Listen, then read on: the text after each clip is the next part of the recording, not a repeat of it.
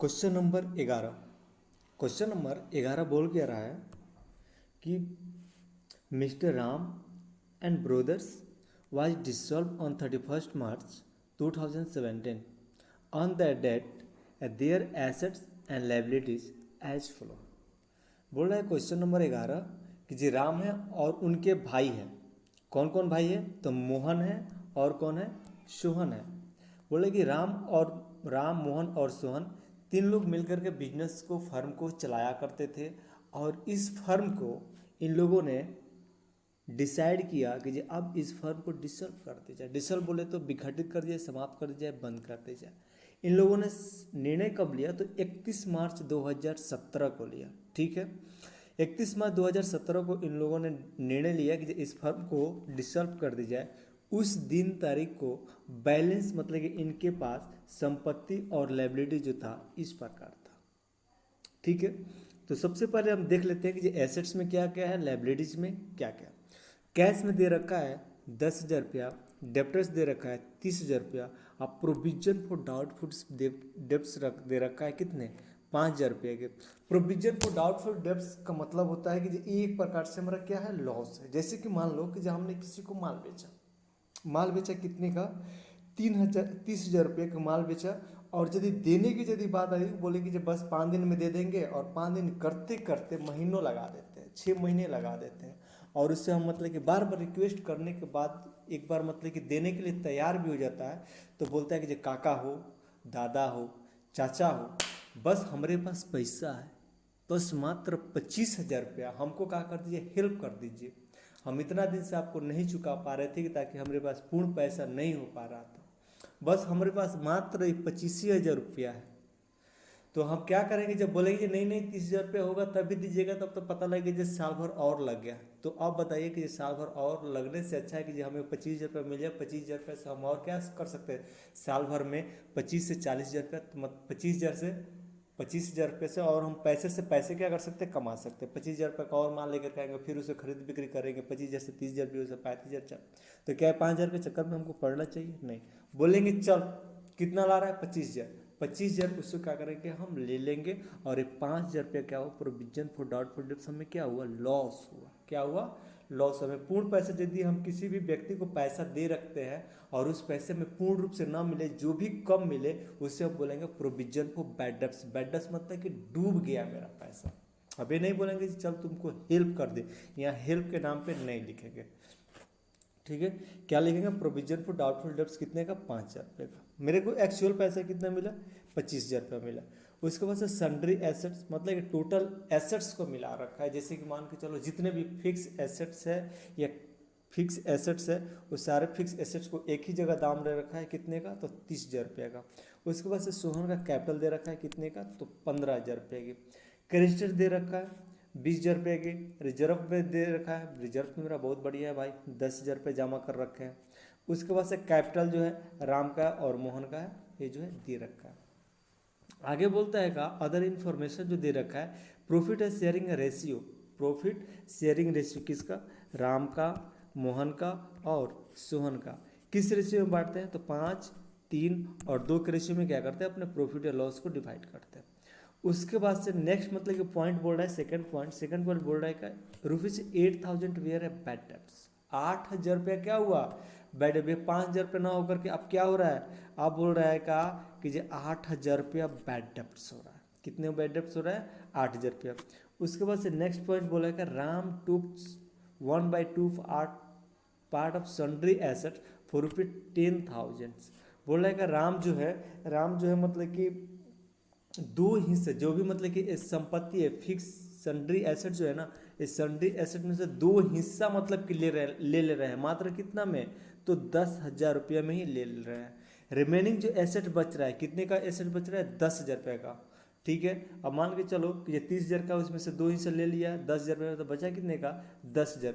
उस 10,000 रुपया को मात्र संपत्ति हम कितने में सोल्ड कर रहे हैं? 10,000 के वस्तु को हम मात्र 8,000 रुपये में क्या कर रहे हैं? सेल कर रहे हैं। अब इतने ही बोल करके बोल रहे का क्या बनाए? तो prepare realisation account. Realisation account बोल रहे हैं बनाने के लिए। ठीक है, हम बनाएंगे रियलाइजेशन अकाउंट। देखिए हमने बना रखा है, आप सिर्फ मतलब क्या कीजिए देखिए। हमने किएगा कि ये सबसे पहले ये जो एसेट साइड जो है, हमने पहले भी ये दे रखा है, बता रखा है कि ये दो कलर में क्यों लिखते हैं। तो ये जो एसेट, ये जो बैलेंस शीट की जो होती है, इसको सिर्फ क्या करना होता है, डेबिट क्रेडिट करना होता है, उसको हमने कर दिया। जैसे कि सबसे पहले मेरे पास हम किसको किसको ला सकते हैं, तो देखिए जो वैल्यू चेंजेबल हो, जो वैल्यू में क्या करता हो, परिवर्तन हो, कैश को परिवर्तन कर पाएंगे, नहीं कर पाएंगे, पहले ही बता रखा है। अब देखिए किसको परिवर्तित कर पाएंगे, डेप्टर्स को।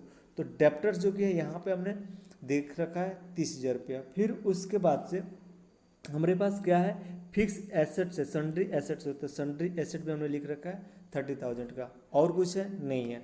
अब क्या है, इधर को कैपिटल जो है, कैपिटल नहीं, क्रेडिटर्स है, क्रेडिटर को हमने यहाँ पे दिखा रखा है। अब जो है प्रोविजन फॉर डाउटफुल डेब्ट्स, इसको हमने क्या कर दिया, यहाँ पे रख दिया, जिसको जहाँ जौन स्थान था मैंने उसको वहाँ पे रख दिया है। अब क्या करना है हमको, अब करना है कि जो कहाँ कहाँ से पैसा आ रहा है और मेरा पैसा कहाँ कहाँ मतलब कि जा रहा है, किससे लेना है, कहाँ कहाँ से पैसा वसूली होगा। अभी क्या करेंगे, इन्फॉर्मेशन के माध्यम से हम क्या करेंगे, काम करेंगे। ठीक है, तो कहाँ कहाँ से पैसा आ रहा है और कहाँ कहाँ मेरा पैसा जाएगा उससे देखेंगे। ठीक है, तो सबसे पहले हम क्या करेंगे, अब यहाँ पे दे नहीं रखा है कि जो डेप्टर्स को हमको इतना मतलब कि मिला। अब बताइए कि जो देनदार है उसको पैसा छोड़ देंगे, नहीं, उससे तो पैसा हर हाल में क्या करना पड़ेगा, लेना पड़ेगा ना। तो हमारे पैसा आएगा कैसे, बैंक के माध्यम से आए, तो हमने डेप्टर्स को पैसा लिए, कितना लिए, 30,000 रुपया। लेकिन हमें इन्फॉर्मेशन में सेकेंड इन्फॉर्मेशन देखिएगा, 8,000 वेयर अ बैड डेप्स, 8,000 रुपये का हुआ बैड डेप्स हो गया, क्या हुआ, बैड डेप्स हुआ। हमारे 30,000 रुपये मतलब कि लेना था, उस 30,000 रुपये में 8,000 रुपये का हुआ बैड डेप्स हो गया, यानी कि एक्चुअल में मैं पैसा कितना मिला, 22,000 रुपया मिला। ठीक है, उसके बाद से क्या किया कि ये यहाँ पे राम ने क्या किया, देखिए थर्ड पॉइंट में बोल रहा है कि राम टुक 1/2 part of sundry assets. Ram ने क्या किया, एसेट्स ले लिया, तो यहाँ पे लिखेंगे बाई राम कैपिटल अकाउंट, और यहाँ पे मतलब कोस्ट में लिख सकते हैं टेकन सन्ड्री एसेट्स, कितना, 10,000 रुपीज़ को। ठीक है, उसके बाद से बोल रहेगा एसेट्स सोल्ड, तो मान के चलिए यहाँ 30,000 का था और 30,000 रुपये में दो हिस्सा ले रखा है, कितने का, 20,000 का मतलब कि माल 10,000 रुपये में ले रखा, मेरा बचा कितना था, 10,000 रुपये की, और ये 10,000 रुपये का सामान कितना बेच रहा है, 8,000 रुपये में, कितना बेच रहा है, 8,000 रुपये में। इसीलिए हमने यहाँ पे लिख दिया by remaining assets sold. Remaining asset sold यहाँ पे मतलब कैश भी मतलब कि लिख सकते थे, जैसे यहाँ पे कैश से बैंक लिख देना, या डेप्टर्स मतलब कि लिखे ना, ये डेप्टर्स में भी हम यहाँ इंक्लूड कर सकते थे। ठीक ना, ओ कितना, तो एसेट सोल्ड कितने का था, तो 10,000 का सामान तो जो था 8,000 रुपये में हमने यहाँ पे सेल कर रखी है। अब क्या करेंगे, क्रेडिटर्स को कुछ नहीं बोल रहा है, तो क्या क्रेडिटर्स को हम पैसा नहीं देंगे, भाई बोले या ना बोले, इधर से पैसा हम वसूल करेंगे और इधर को क्या करेंगे, देना ही पड़ेगा। हमने क्रेडिटर को कैसे, बैंक के माध्यम से पैसा दे रखे। अब देखते हैं कि जो हमारा 2 साइड का ज़्यादा हो रहा है या बाई साइड का। तो सबसे पहले हम कहाँ तक मतलब कि मिलाएंगे, तो सबसे पहले हम इसको मिला लेते हैं। तो यहाँ ए वाला और कहाँ कहाँ से पैसा, पैसा आया, ये वाला आया और ये वाला आया, टोटल हमारे पास कितना आया, तो 20,000 प्लस 5,000 प्लस 22,000 प्लस 10,000, ठीक है, प्लस 8,000 रुपीज़।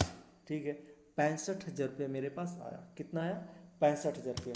लेकिन हमारे पास डेबिट साइड को क्या करेंगे, जोड़ेंगे, देखेंगे जी यदि इधर को कम होगा तो हम समझेंगे प्रॉफिट, यदि इधर को खर्चा ही ज़्यादा हो जाए तो समझेंगे लॉस।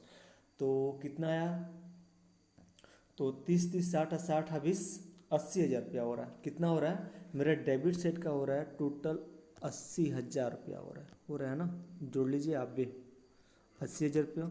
और इधर को यदि मेरा टोटल हो रहा था मात्र 65,000 रुपया हो रहा था, यानी कि खर्चा ज़्यादा, इनकम क्या हो रहा है, कम हो रहा है, खर्चा ज़्यादा हो रहा है और इनकम क्या हो रहा है, कम हो रहा है। कितने कम हो रहा है, तो 15,000 रुपये कम हो रहा है। तो हम लिखेंगे loss on realisation transfer to partners capital accounts. ये जो पैसा जो कहाँ से वसूल करेंगे, इसके पार्टनर्स कैपिटल अकाउंट से पैसा लेकर के आएंगे, पार्टनरों से पैसा लेकर के आएंगे।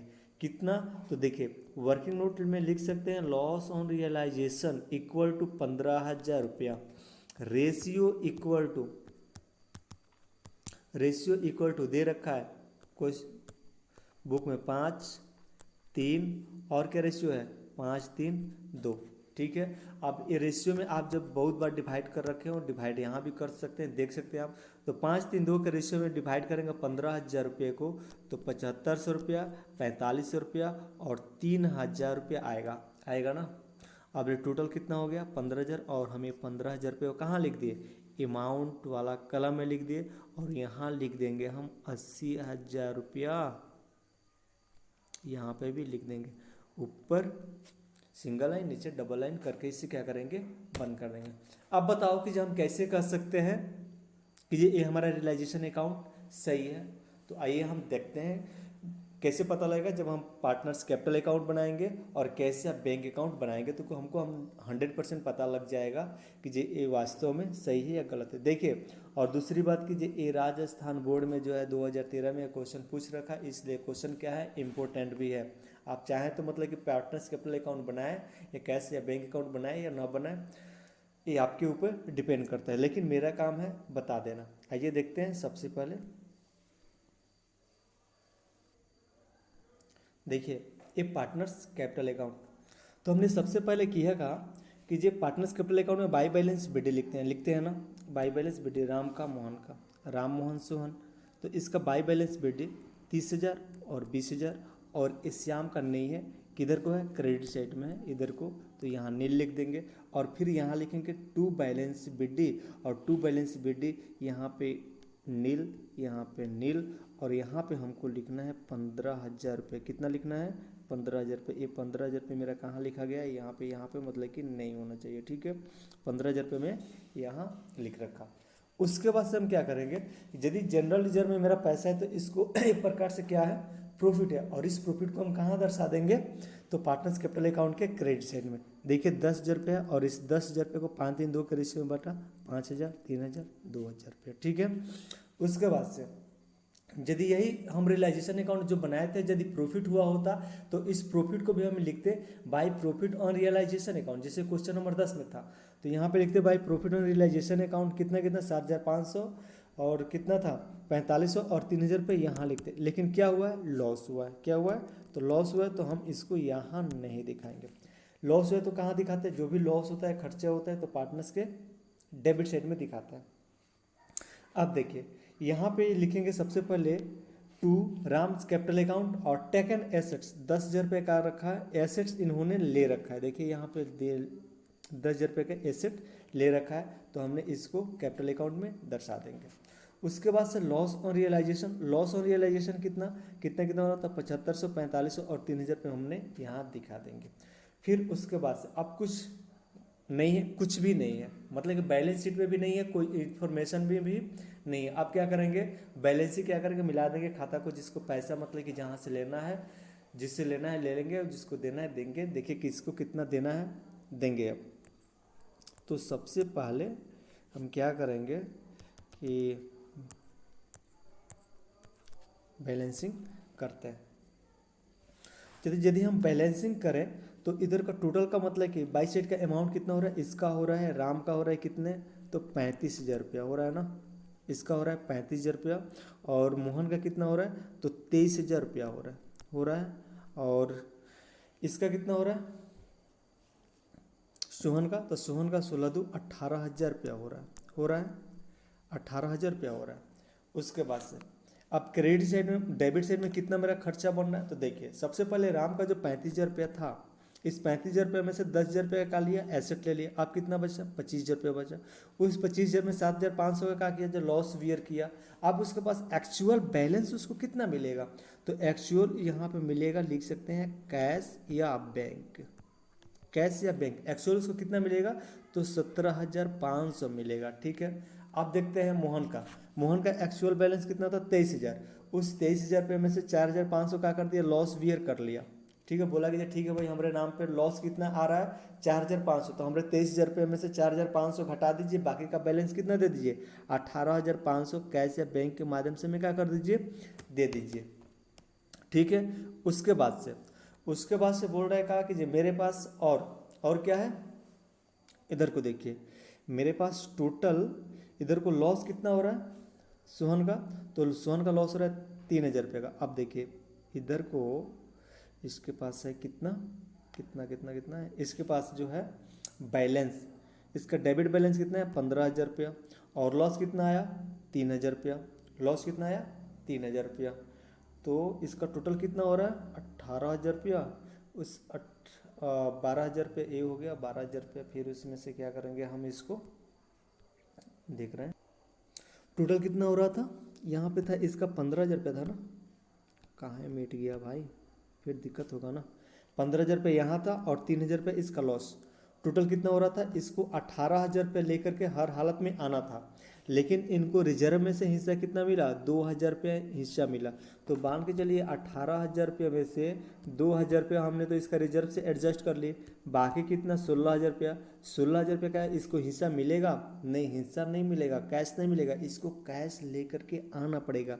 तो यहाँ लिख सकते हैं कैश या बैंक, कैश या बैंक कितना रुपया, तो 16,000 रुपया। ठीक है, तो 16,000 रुपये ये पैसा लेकर के आएगा, ना राम लेकर के आएगा ना मोहन, लेकिन सोहन क्या करेगा 16,000 रुपये लेकर के आएगा। अब दोनों साइड क्या करेंगे बराबर कर देंगे, बराबर देखिए मतलब कि हम करेंगे इसको, राम को कितना से बराबर करेंगे 35,000 रुपया, लिखेंगे 35,000 रुपया, ऊपर सिंगल लाइन नीचे डबल लाइन। ठीक है, मोहन का कितना 23,000 रुपया, ऊपर सिंगल लाइन नीचे डबल लाइन, और सोहन का कितना तो 16 दू 18,000 रुपया लिखेंगे, ऊपर सिंगल नीचे डबल लाइन। ठीक है, अब यहाँ पे भी क्या करेंगे मिला देंगे, टोटल इसका होगा, यहाँ पे भी होगा कितना 35,000 रुपया, फिर यहाँ पे भी कितना होगा तो 23,000 रुपया, फिर यहाँ पे कितना होगा तो 18,000 रुपया होगा ना। अब क्या करेंगे कैश से बैंक अकाउंट बनाएंगे तो हमें 100% पता लग जाएगा कि जो वास्तव में जो यहाँ तक हमने बना रखी है सही है या गलत है। तो सबसे पहले हम क्या करेंगे टू बैलेंस बिड्डी लिखते हैं, इसका कैश का बैलेंसिंग कहाँ गिरता है तो टू बैलेंस बिड्डी गिरता है। हमने लिखा टू बैलेंस बिड्डी कितना रुपया 10,000 रुपया। ठीक है, उसके बाद से रियलाइजेशन ऑन एसेट्स, तो हमने रियलाइजेशन ऑन एसेट्स में हमने टोटल पैसा कितना कलेक्ट किया था तो 30,000 रुपया हमने पैसा यहाँ कलेक्ट किया था रियलाइजेशन अकाउंट में, आप देख सकते हैं। ठीक है, उसके बाद से सोहन यहाँ से देखिए सोहन क्या कर रहा है पैसा लेकर के आएगा, कितना लेकर के आएगा 16,000 रुपया लेकर के आएगा। अब देखिए हमें पैसा कहाँ कहाँ किसको देना पड़ेगा, तो सबसे पहले यहाँ पे हम लिख सकते हैं बाई क्या क्रेडिटर्स, बाई यहाँ पे लिख सकते हैं रियलाइजेशन अकाउंट, और कोस्ट में लिख सकते हैं क्रेडिटर्स का अमाउंट कितना था, कितना क्रेडिटर्स का था 20,000 रुपया का था भाई, तो इसको तो 20,000 रुपये यहाँ देना पड़ेगा ना, 20,000 रुपया यहाँ लिख लेंगे। फिर उसके बाद से अब पार्टनर्स का क्या, पार्टनर्स का कैपिटल अकाउंट, यहाँ तो हम कैश या बैंक के माध्यम से पैसा दे रहे हैं, कैश या बैंक के माध्यम से पैसा दे रहे हैं, तो यहाँ लिख सकते हैं बाई में क्या, by Ram capital account, by Mohan capital account. तो राम में कितना पैसा जाएगा 17,500 ये लेगा ना 17,500। फिर ये मोहन कितना लेगा 18,500। ठीक है, अब डेबिट और क्रेडिट साइड का यदि अमाउंट यहाँ बिल्कुल 100% मिल रहा है तो हम समझेंगे क्या कि ये मेरा सही है, अन्यथा बस कहीं ना कहीं हम गलत किए होंगे इसीलिए हमारा अमाउंट ना मिलेगा। तो यहाँ पे देखिए 10,000 30,000 और 16,000 कितना हो रहा है 40 से 16 56,000 रुपया हो रहा है ना, 56,000 रुपये यहाँ हो रहा है। फिर उसके बाद से यहाँ कितना हो रहा है तो 18 और 17 35 5 5 100 ये कितना हो गया 36,000 20,000 रुपया 56,000 रुपया हो रहा है। ठीक है, देखिए सबसे अच्छा ये होगा कि जब आप वीडियो को स्किप कर करके यदि आप लिखना चाहते हैं तो लिखिए, क्या कीजिए लिखिए, अन्यथा सबसे पहले सबसे बेस्ट उपाय ये होगा कि एक बार आप देख लीजिए, और दूसरी बार क्या कीजिए, दूसरी बार फिर देखिए और फिर लिखिए, ठीक ना, फिर देखिए फिर लिखिए। उसके बाद से तीसरी बार क्या कीजिए कि एक बार देख लीजिए, 100% मैं दावा के साथ कहता हूँ कि आपको हर एक क्वेश्चन 100% आपको दिमाग में छा जाएगा। पहले क्या कीजिए सिर्फ वीडियो को देखिए कि ये हो क्या रहा है, कैसे बन रहा है। सेकंड में क्या कीजिए आप अपने कॉपी पे लिख लीजिए, ठीक है। और थर्ड में क्या कीजिए कि ये सिर्फ फिर एक बार देख लीजिए, आप अपने कॉपी से इमेज करके देख लीजिए, और 100% आपको उम्मीद है कि ये समझ में आएगा ही आएगा, ठीक है।